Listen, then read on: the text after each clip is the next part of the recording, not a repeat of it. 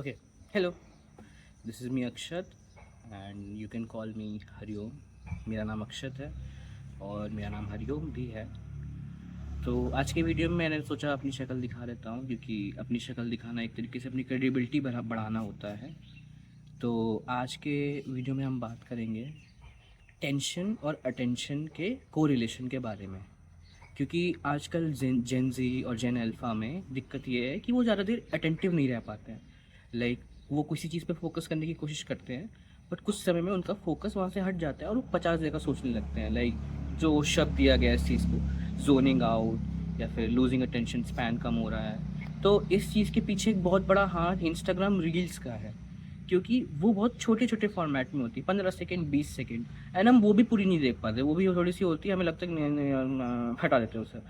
तो उस चीज़ की वजह से हमारा टेंशन स्पैन भी कम हो रहा है. तो मैं यही बोलूँगा घर वालों से, पेरेंट्स से, जो भी न्यू पेरेंट्स हैं या फिर उनके बच्चे बड़े हो रहे हैं अभी, उनको जब वो कुछ कर रहे होते हैं, बिज़ी होते हैं, तो बच्चों को फ़ोन या आईपैड पकड़ा देते हैं और देखते नहीं है, अनसुपरवाइज्ड पकड़ा देते हैं. तो बच्चे क्या करते हैं, रील देखने लगते हैं, अजीब अजीब सी चीज़ें देखते हैं, कोको मिलन देखते हैं, बहुत ज़्यादा ब्राइट कलर्स और ये सब चीज़ें देखते हैं. तो उनका अटेंशन स्पैन कम होता है और उनका दिमाग हमेशा केओस को के पीछे भागने लगता है. उनको चाहिए होता है, हर समय केओस चाहिए होता है.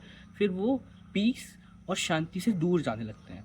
इसीलिए फिर उनका अटेंशन स्पैन डायरेक्टली प्रोपोर्शनल है इसी चीज़ से, तो उनका अटेंशन स्पैन भी कम होने लगता है.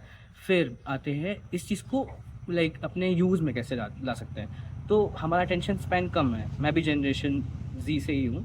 तो बात ये है कि हमें पहले फोकस करना पड़ेगा. जैसे कि पहले बोलते हैं बच्चे, कई सारे टॉपर्स बच्चे होते हैं, जब उनका इंटरव्यू लिया जाता है, सिर्फ इंटरव्यूअर्स पूछते हैं, वो अच्छे सवाल नहीं पूछते, बस ये पूछते हैं वो कि आपने कितने घंटे पढ़ाई की, आपका निकल गया. उन्होंने ये नहीं पूछा कि आपकी टेक्निक क्या है पढ़ने की, आप पढ़ते कैसे एग्जैक्टली, आप कैसे कैसे टाइम डिवीजन करते हैं. वो बस इतना पूछते हैं कि आप कितने घंटे पढ़ते हैं. फिर वो कहते हैं 6 घंटे, 7 घंटे, 9 घंटे, 10 घंटे. मैं तो सोता ही नहीं हूँ, मैं तो 24 घंटे पढ़ता हूँ, मैं तो 27 घंटे पढ़ता हूँ. फिर पेरेंट्स को ये लगता है कि जो बच्चा ज़्यादा देर बैठ के पढ़ रहा है वही पढ़ रहा है, और जो कम देर बैठता है वो नहीं पढ़ रहा है. बट ऐसा नहीं है. फिर करना क्या है एग्जैक्टली, कैसे पढ़ सकते हैं. तो जो टेक्निक मैं फॉलो करता हुआ आ रहा हूँ और जो टेक्निक मैं फॉलो करूँगा अभी अब खुद से, लाइक हमेशा जो आप बताते हैं वो खुद भी अपने ऊपर करना चाहिए. तो टेक्निक ये है, जैसे कि अभी मैं एक सब्जेक्ट पढ़ रहा हूँ, डेवऑप्स ओवरव्यू. उसमें है एक तरीके से एक एजाइल प्रैक्टिस है. उसमें एक स्प्रिंट होता है, लाइक एक पर्टिकुलर पीरियड ऑफ टाइम होता है जहाँ पे कोई प्रोजेक्ट बनाते हैं, फिर उसकी टेस्टिंग होती है, फिर देखते हैं उसमें क्या दिक्कत है, फिर एक और स्प्रिंट होता है.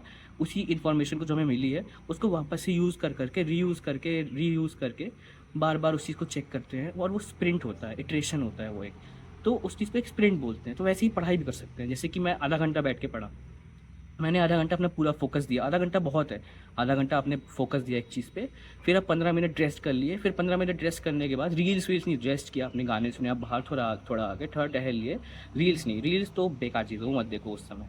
तो आपने वो सब किया. फिर 15 मिनट बाद आपने फिर से वापस से फोकस किया, रिकलेक्ट. अब बैठो शांति से, आंखें बंद करो या फिर आंखें खुले रहने दो, बस कहीं फोकस मत करो, कहीं उस चीज़ पे फोकस करो जो आपने पढ़ा है. तो आप उस चीज़ पे फोकस करते करते आप ये सोचो कि आपने पढ़ा क्या है अब तक एग्जैक्टली. तो उससे ये होगा. हुँ,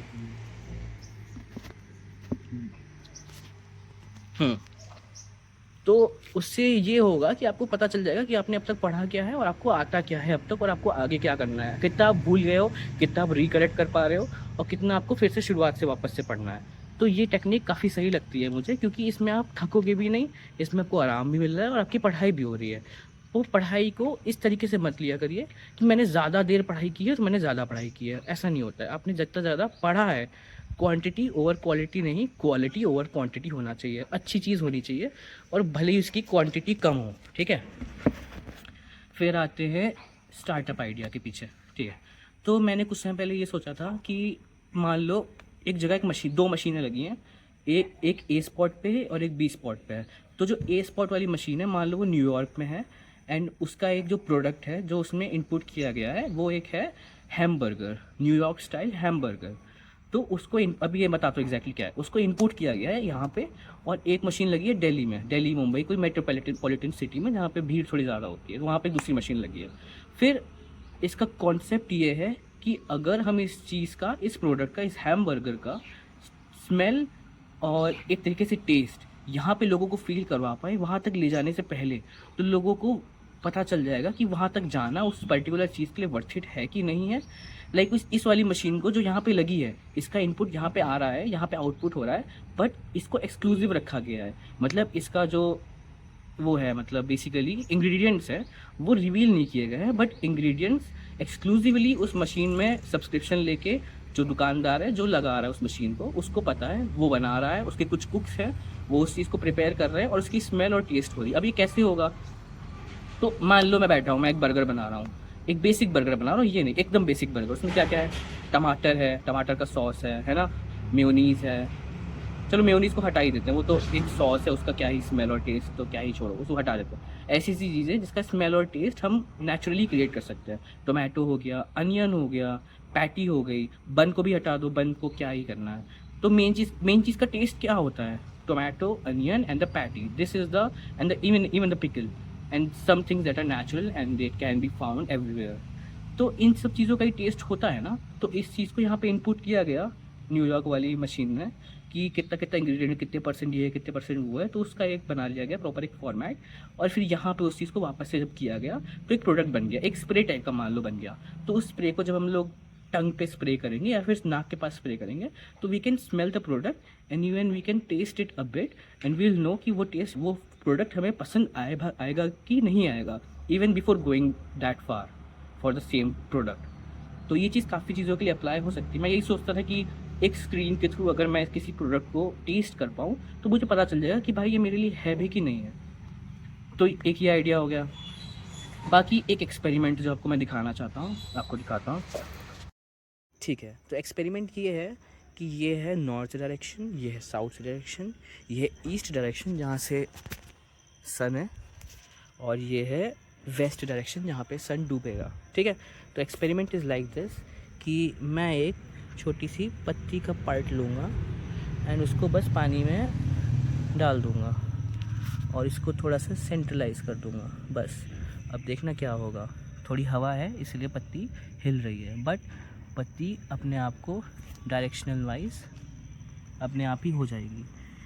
तो ये पत्ती हमेशा नॉर्थ साउथ डायरेक्शन में अपने आप कैलिब्रेट हो जाएगी। ये देखिए अभी हवा नहीं चल रही है क्योंकि पानी उतना नहीं है, यहाँ से हवा रुक रही है, बट पत्ती अपने आप मूव होके नॉर्थ साउथ डायरेक्शन में कैलिब्रेट हो जाएगी और वहीं पे रुक जाएगी।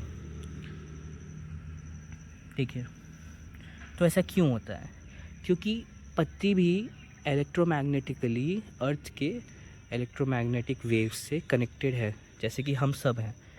और ऐसे ही चिड़िया उड़ती भी है, वो उस चीज़ से कनेक्ट होकर उड़ती है। देखिए नॉर्थ साउथ डायरेक्शन में आ गया, ये हमेशा ऐसे ही होगा। तो हाँ, ये था एक्सपेरिमेंट।